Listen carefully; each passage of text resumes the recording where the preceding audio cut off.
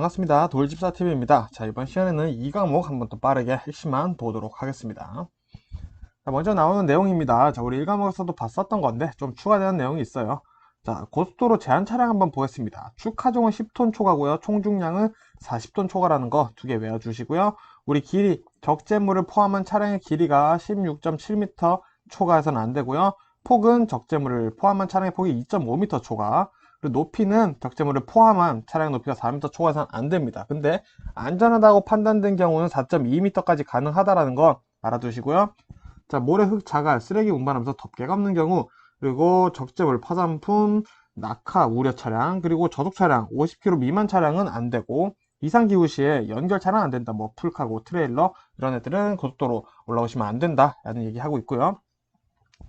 운행 요령은 간단한 얘기예요. 그래서 뭐 당연히 뭐 규정속도 준수하고 정량 적재, 그리고 운전자 운전 컨디션을 중요해야 되고요. 휴식을 잘 해야 된다 이런 얘기 나올 거고요. 안전사고에 대한 점검을 늘 항상 해야 된다. 뭐 이런 내용들이 시험 문제에 나오고 있으니까 뭐 읽어보시고 맞는 말이다 라고 생각하시면 충분히 판단할 수 있고요.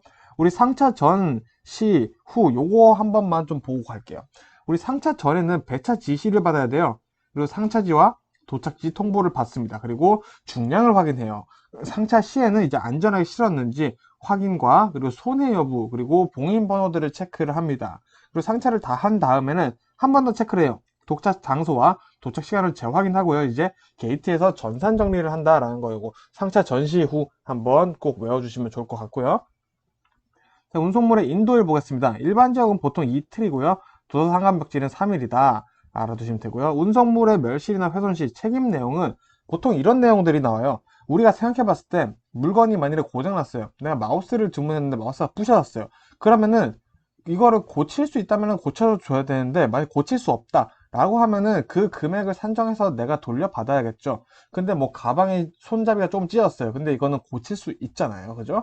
그래서 이렇게 고칠 수 있는 물건들 같은 경우에는 고쳐서 주는 게 원칙이다 라고 알아주시면 좋을 것 같습니다. 자, 요 내용은 그냥 제가 방금 말씀드린 내용만 머릿속에 담아주시면 돼요. 이게 또 책이나 교재로 보시려면 내용이 진짜 길게 나와 있기 때문에 근데 하는 얘기는 결국 고칠 수 있으면 고치고 아니면 부셔진 거면은 그냥 뭐 손해배상 산정하자 이런 내용이니까 제가 말씀드린 것만 잘 이해해 주시면 됩니다.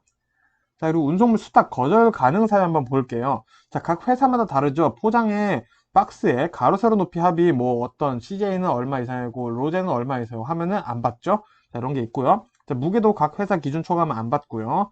그리고 공통은 가액이 300만 원 초과, 그리고 밀수품, 군수품, 부정품, 불법 물건, 그리고 현금, 카드, 수표, 증권 등 현금화 가능한 물건, 그리고 미풍양속이나 사회에 반하는 경우, 그리고 인화물질, 위험한 물건, 동물, 그리고 운송장에 쓴 내용이 아닌 물건을 했을 때 또 거절할 수 있고요. 운송에 적합한 포장이 안 된 경우, 그리고 고객이 운송물 확인을 거절하거나 운송물과 다른 내용으로 운송장에 기재한 경우는 거절할 수 있다. 그리고 거절할 수 있습니다라고 고객에게 꼭 통보를 해주셔야 된다라는 거 같이 알아두시면 되고요. 운송장 형태 한번 볼까요? 기본형, 보조형, 스티커형이 있는데 자, 보조형은 동일 수하인에게 다수의 화물이 배달될 경우가 있겠죠. 한 명에게 뭐 몇십 개가 된다. 그런 경우는 이제 보조형 운송장을 써주시면 되고요. 이 스티커형에는 요거만 알아두시면 됩니다. BDI, 전자문서 교환 시스템이 갖춰져 있어야 한다라는 거 알아두시면 되고요. 운송장은 정중앙 상단에 부착한다. 자, 요쯤이라는 거죠, 운송장. 그리고 운송장 부착은 뭐 운송장을 붙이기 어려운 형태가 있을 수 있겠죠. 그런 경우에는 박스에 넣어서 배송한 다음에 운송장을 붙일 수 있는 박스에 포장을 한다. 뭐 이렇게 되어 있습니다. 자, 운송장의 역할 한번 볼게요. 이 운송장이라는 것 자체는 결국 계약서와 화물 인수증, 그리고 영수증, 그리고 배달에 대한 증명서, 그리고 행선지 분류 정보. 요거는 작업을 할 때 운송장을 보수할 수 있겠죠. 자, 그리고 수입금 관리 자료로 된다는 거, 그리고 정보 처리 기본 자료, 어디로 얼마나 물건이 제일 많이 가는지 이런 것들을 운송장을 통해서 알아볼 수 있다는 거죠. 자, 그럼 이 운송장에는 뭐가 써 있냐? 운송장 번호 써 있고요. 우리 바코드 있습니다. 우리 운송장 오늘부터 택배 받아보시거나 이럴 때 잘 보시면 다 나와 있고요. 송화인 주소 성명 번호 있고요. 주문 번호 있죠. 그리고 화물명, 화물의 가격, 화물의 크기, 그리고 운임 지급 방법, 뭐 선불인지 후불인지 착불인지, 그리고 운송 요금, 발송지, 도착지 이렇게 나와 있다라는 거 우리 경험을 살면서 같이 알아봐 주시면 좋을 것 같고요. 화물의 인수증 보겠습니다. 여기서 중요한 건 하나밖에 없어요. 자, 인수증은 수령이 누군지 알 수 있게 무조건 100% 자필로 서명 받아야 할 경우는 서명 받아야 됩니다. 자, 그리고 수령인과 수하인이 다른 경우가 있겠죠. 그럴 때는 수하인과의 관계를 꼭 기재를 해주셔야 됩니다. 뭐 동거인이라든지 아들이라든지 엄마라든지 이렇게 꼭 써주셔야 되는 거. 요 두 개는 절대로 잊으시면 안 되고요. 화인 보겠습니다. 자, 이 화인이라는 거는 뭐냐? 매수인이 사용 편의 및 선적 서류와 물품과의 대조에 필요한 거예요. 그래서 이 화인이 부정확하면은 통관 시 문제가 생길 수 있어서 손실이 생기고요. 하역착오, 인도착오, 불착이 발생할 수 있다는 거.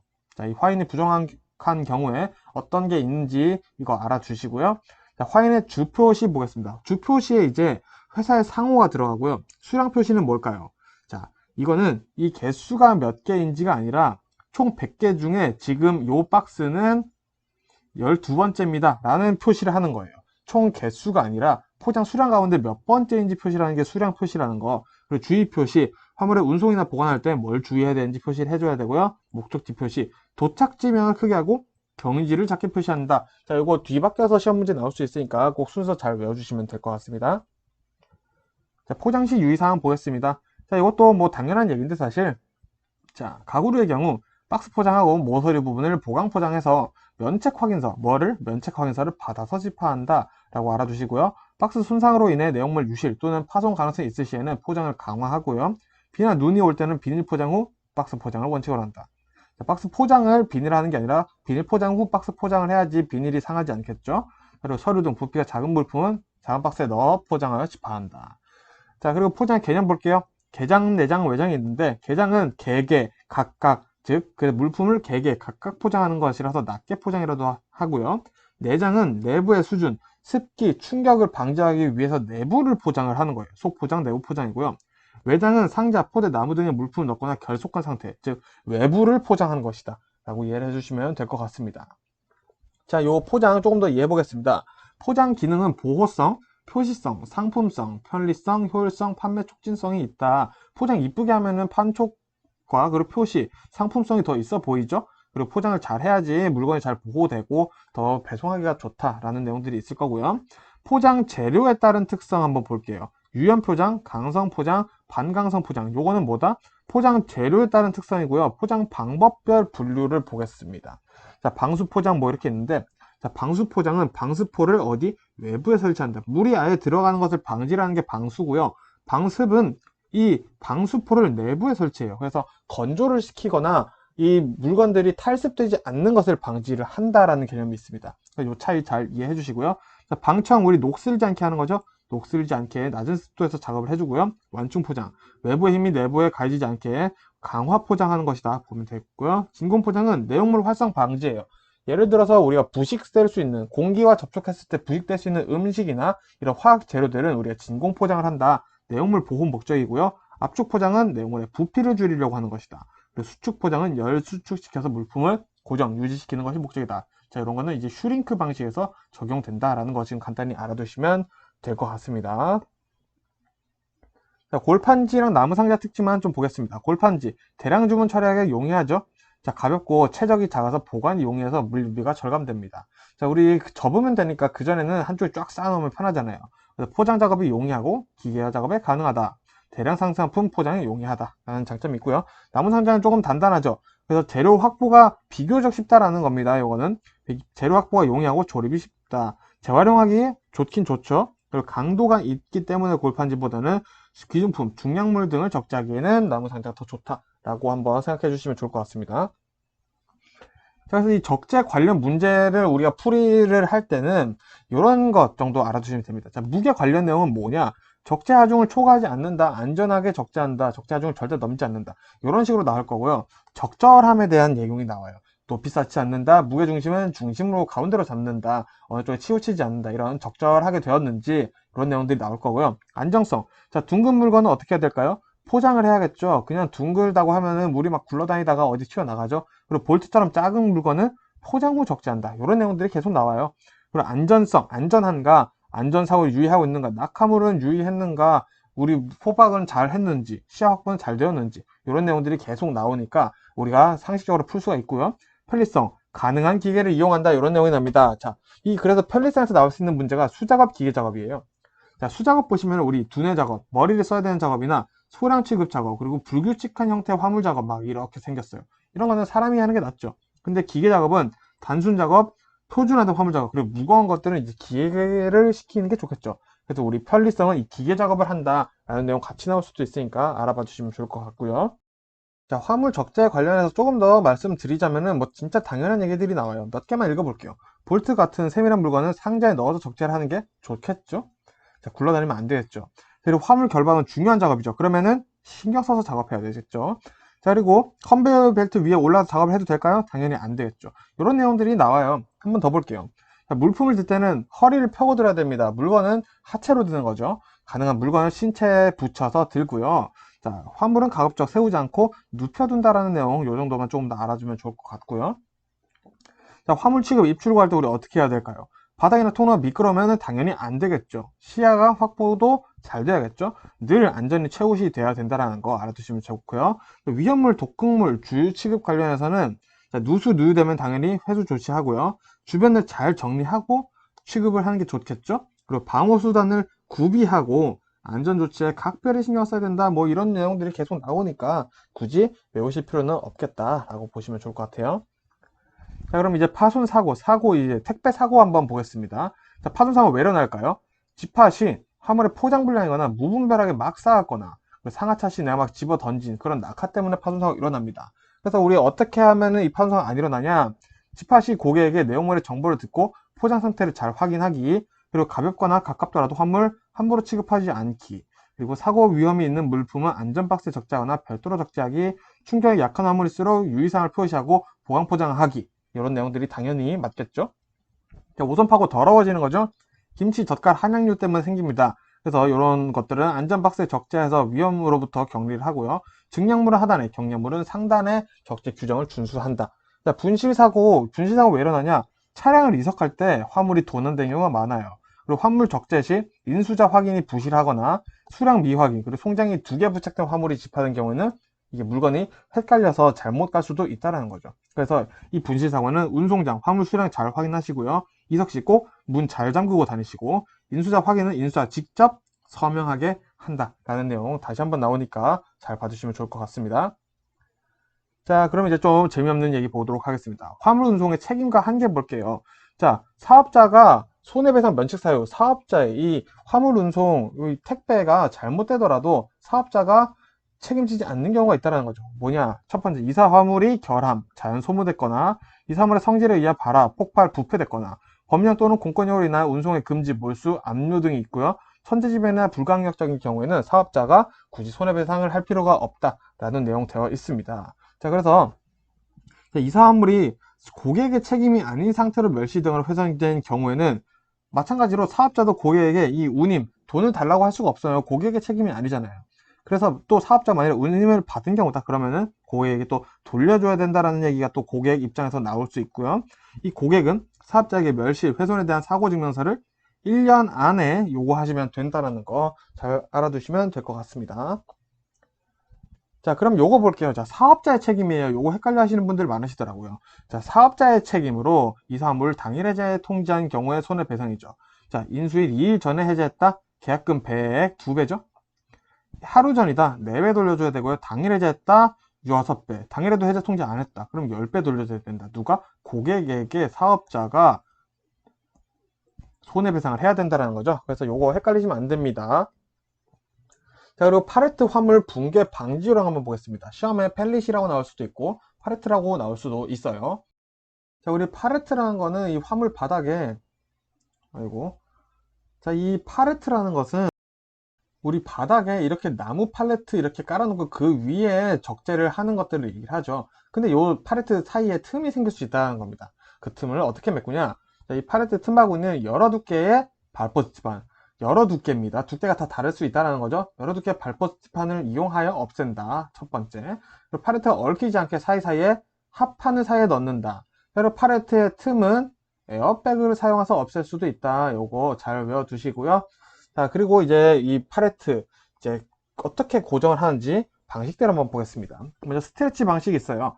플라스틱 필름으로 팔레트에 화물을 감아서 고정한다. 자, 랩으로 칭칭 감는 느낌이 들 수도 있고요.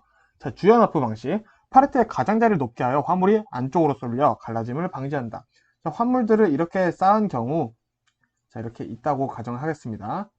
자, 그러면은 이 하중들이 다 가운데로 기울여 놓는 거예요. 자, 그러면은 이 가운데 있는 녀석으로 무게가 중심이 되겠죠. 그러면 어쨌든 안전하다, 갈라짐을 방지할 수 있다라는 게 이제 주연 어프 방식이고요. 풀 붙이기 접착 방식은 말 그대로 붙이는 거예요.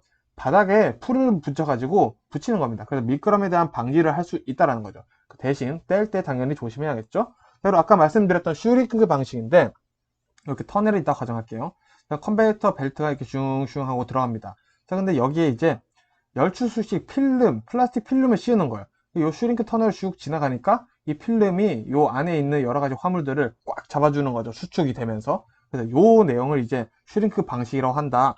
슈링크 터널을 통과할 때 열을 가해 팔레트와 이 플라스틱 필름을 밀착시켜서 고정한다. 라는 게 슈링크 방식이다. 알아두시면 되겠습니다.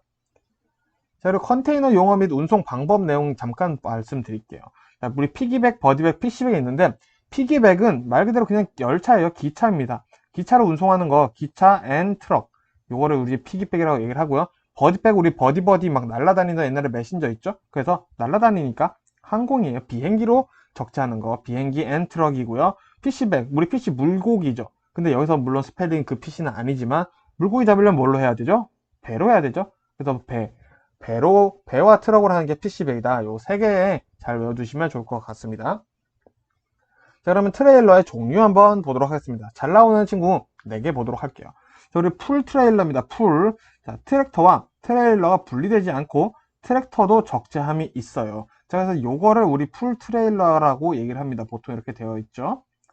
자, 총 하중은 트레일러만으로 지탱이 되고요. 적재량, 용적 모두 세미 트레일러보다 풀 트레일러가 더 유리하다라는 장점을 가지고 있습니다. 자, 그렇다면은 이 폴 트레일러는 뭐냐? 자, 파이프나 H 형광 등 기둥이나 장착물들이 있죠. 그런 것들을 수송할 때 이륜 트레일러로 트레일러 길이 조절이 가능하다는 거예요. 그래서 예를 들면은 요겁니다. 근데 위에 거랑 차이가 뭐가 다르냐고요? 자, 요거를 뗄 수가 있어요. 자, 그럼 요렇게 연결돼 있겠죠. 이렇게 그냥 판이 있겠죠. 자, 근데 요 길이 조절이 가능하다라는, 길면은 이 사이를 더 뛸 수 있다라는 거예요. 그래서 요 평소에는 그냥 혼자 다니는 것처럼 보이는 게 이제 폴트레일러, 등껍질이 없는 게 폴트레일러다. 그래서 뭐 장착물, 기둥 이런 것들을 실어서 다닐 수 있다. 길이 조절이 가능하다라는 거 알아두시면 좋을 것 같고요. 자, 세미 트레일러. 트레일러를 트랙터에 연결하는 일반적 트레일러예요. 그래서 좌파 수송은 배형, 중량물은 세미 혹은 중저상식으로 한다라는 거. 요거를 알아두시면 좋을 것 같습니다. 자, 그러면은 이 돌리는 뭐냐? 자, 세미 트레일러와 조합하여 풀 트레일러로 하기 위한 공구라고도 볼 수 있고요. 일축 트레일러라고도 볼 수 있습니다. 자, 이렇게 해서 차가 이랬으면은 이렇게 거는 거죠. 이렇게 수레바퀴처럼 바퀴가 하나 있고 차 붕붕 가는, 이렇게 여기다 거는 거, 이거를 돌리라고 얘기를 하고요. 이 공구 이거를 연결시키는 것도 돌리라고 얘기를 한다 라고 알아두시면 될 것 같습니다. 자, 그럼 트레일러의 장점은 뭘까요? 트랙터를 효율적으로 이용 가능하다는 겁니다. 트랙터가 따로 이용하면서 이 트레일러들을 운반할 수 있겠죠. 그렇다 보니까 효과적인 적재도 가능해요. 왜? 우리 40톤, 총 하중이 40톤 초과면은 고속도로 타잖아요. 그래서 굉장히 무거운 무게까지 될 수 있고요. 탄력적인 작업 가능하다. 트레일러만 분리해서 또 우리가 할 수 있겠죠. 일시적인 화물 보관 기능이 있어요. 트레일러에 잠시 물건을 보관해 놓을 수도 있겠죠. 하루나 이틀 정도는. 그래서 보관 기능도 있다라는 거. 그리고 트랙터와 운전자의 효율적 운영. 트랙터 한 대로 했던 것처럼 여러 트레일러들을 이동시킬 수 있겠죠. 왔다 갔다 하면서. 그리고 추가로 이거는 아지테이터라고 그냥 믹서차죠. 우리 시멘트, 골재 등을 혼합해서 하는 특수 장비차. 요건 그냥 추가로 지금 말씀드리는 겁니다. 자, 그럼 트레일러 구조에 따른 종류 한번 볼게요. 자, 트레일러의 높이에 따라서 나뉩니다. 평상식, 평면의 하대를 갖춰 일반 화물이나 강제 수송 등에 적합하고요. 저상식은 이 좀 더 낮아요, 높이가. 그렇다 보니까 더 무거운 거를 들어도 안전하겠죠. 불도저나 기중기, 건설 장비 운반에 적합한 건 저상식이다. 자, 중저상식은 이제 평상식이랑 저상식 사이인데, 요거는 시험 문제 100% 뭐가 따라 나오냐? 대형 핫코일이라는 단어가 따라 나옵니다. 그래서 중저상식, 대형 핫코일, 요것만 외우시면 그냥 끝이에요. 굳이 외우실 필요는 없고요. 그래도 굳이 외우신다면 뭐 중량 블록 화물 등 증량 화물에 적합한 것은 중저상식이다. 알아두시면 되겠고요. 스켈레탈 트레일러는 컨테이너 운송을 위해서 만들어진 거고요. 벤 트레일러는 일반 자파, 냉동 화물 등 운반으로 쓴다. 오픈탑 트레일러, 오픈되어 있다 탑, 천장이 오픈되어 있어요. 천장에 개구부가 있어서 화물이 들어가게 만든 고척 화물, 높이가 높은 화물을 운반할 때 쓰는 거고요. 그리고 특수용도 트레일러는 뭐 덤프 트레일러, 탱크 트레일러, 자동차 운반용 이런 거 있다. 탱크 트레일러는 우리 액체를 운반하는 데 사용하겠죠. 자, 화물 자동차 이제 한번 간단히 분류를 해보면서 마무리하겠습니다. 자, 일반형, 보통 화물 운송용이고요. 덤프형은 적재함을 원동기 힘으로 기울여 적재물을 미끄러뜨리는 이 덤프 트럭 있죠. 이렇게 해서 흙 다다다닥 떨어뜨리는. 그리고 벤형은 지붕 구조가 있는 화물 운송용이죠. 자, 특수용도형, 언행에도 속하지 않는 특정한 용도를 위한 구조다. 특수 자동차 보겠습니다. 하고 헷갈리시는 분들 많아요. 자, 견인차 있고요. 군안형이 있습니다. 그리고 특수 작업형이 있어요. 견인 군안에 속하지는 않는 나머지 특수 작업용인데 이거는 내용을 좀 더 제가 뒤에 말씀드릴게요. 여기 지금 보시면 전용 특장차가 있어요. 적재함을 특수한 화물에 적합하도록 구조를 갖추거나 특수한 작업이 가능하도록 기계 장치를 부착한 차량이다. 그래서 우리 덤프 트럭도 기계를 붙였다고 볼 수 있고요. 믹서 트럭, 아지테이터죠. 벌크 트럭, 액체 수송차, 무진동 트럭 이런 것들이 전용 특장차에 해당한다는 겁니다. 그러면 결국 얘네가 특수 작업형이 되는 거예요. 그래서 특수 작업형이다. 특수 작업형은 특수 자동차에 해당한다 라고 봐주시면 되겠고요. 그리고 카고 트럭은 뭐냐, 하대에 간단히 접을 수 있는 문짝이 달려있는 트럭이고요. 합리화 특장차, 자, 특장차 내용이 비슷해요. 이 친구들은 하역을 합리화시킨 설비기가 있어요. 그래서 시스템 차량, 뭐 옆쪽이 문이 열리는 측방 개폐차라던가 크레인 장착차, 그리고 쌓기 내리기차, 그리고 실내 하역기기 장비차, 이런 것들이 합리화 특장차에 해당한다는 거 외워주시면 좋을 것 같습니다. 자, 이렇게 해서 2과목 마무리하고 또 저는 3과목으로 인사드리도록 하겠습니다. 고생 많으셨습니다.